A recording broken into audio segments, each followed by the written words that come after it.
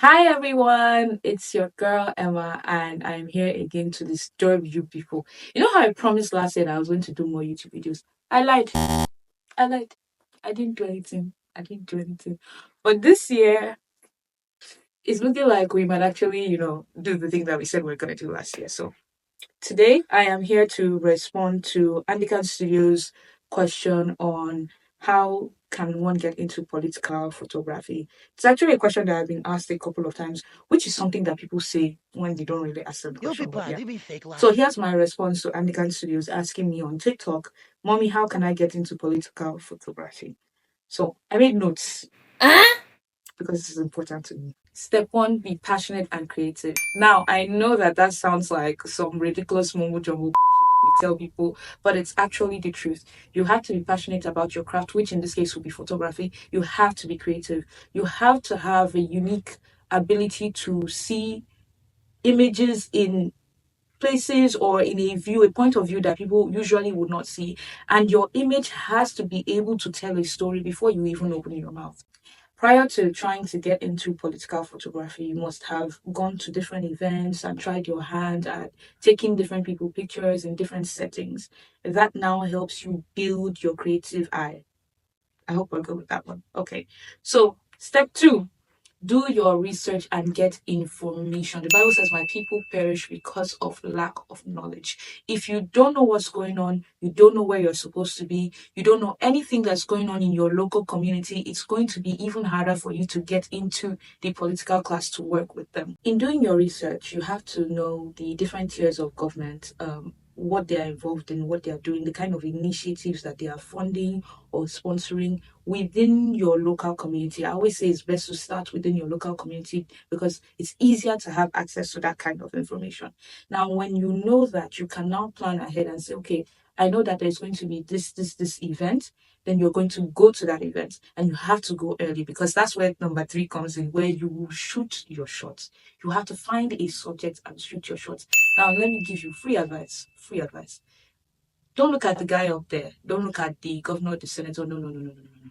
Find somebody who is lesser known but just as important at that function and fix your gaze, your photographic lens or your gaze on that person.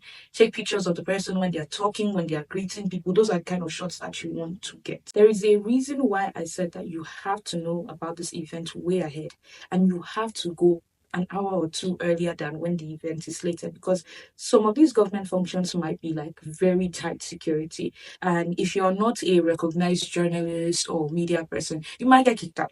Do your view finding, your preliminary shots, which are very important before the place starts to get extremely rowdy and then you're unable to do anything, or probably even you might get kicked out. So do that. Now, you found your subject, you've shot the shot. You have to now build a portfolio around that subject.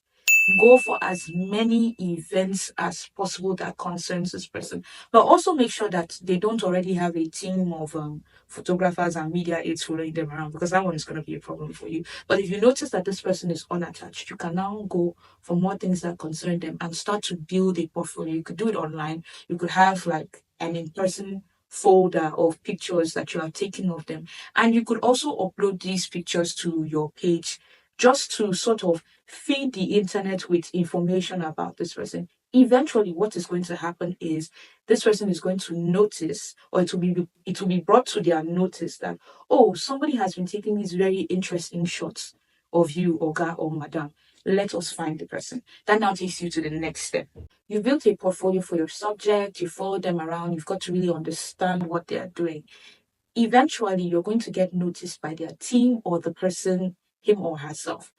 When this opportunity comes, this is now your time to establish and build a proper relationship with this person. In doing this, please do not prioritize money. I know it's hard to hear. I know we are all hungry. We are all looking for money. We're all hustling. But do not prioritize money. Instead, try to build trust and have like an understanding of, okay, I'm interested in what you are doing. I am also passionate about the things that you do. It resonates with me. This is what I have to bring to the table. And then you just keep going on with that person. Sometimes they might call you for events. They may or they may not, depending on the individual, involved. They may or they may not give you a certain amount of money. But this is for you to get in.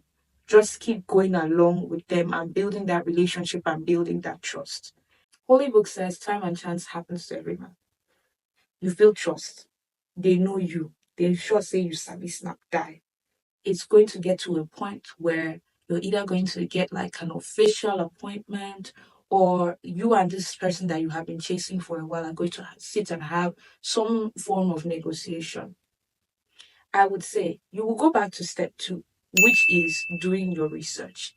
Find out what your contemporaries or your peers and even people that are slightly higher than you in the game are charging, and charge around that. But also look at the pocket and the capability of your subject. Can they afford to pay you those million? If they cannot afford it, don't try to bill it, because in Africa, we're still trying to understand how important media, social media, traditional media, all of that is. Some people still don't value it as much. So don't kick yourself out of the game by going to overcharge. Know your worth and charge accordingly. Don't be delusional. This is not where Dululu is the solution. Please, no, it is not the solution in this case. Charge exactly what it is that you are worth when you have done your market research. So, guys, with this, I hope I have been able to answer your question of how do you get into political photography. If at all you have any other questions and anything else that you'd like to ask me, please feel free to ask. We don't gatekeep here. I'm always very happy to answer your questions. And yeah, you people are finally going to force me to keep doing content. So thank you so much to Anikan Studios for sending in that question. I really, really appreciate it. Thank you to everybody who keeps engaging my content. Please like, share, subscribe, comment, do all the things. If you're on YouTube, if you're on TikTok, please keep following me, because I don't have anything else that I'm doing with my life except, doing content for you guys. So it's been really nice to talk to you guys, and I can't wait to talk to you again. I'll see you very soon. Hopefully, it won't be as bad as last year. Love you guys. Bye.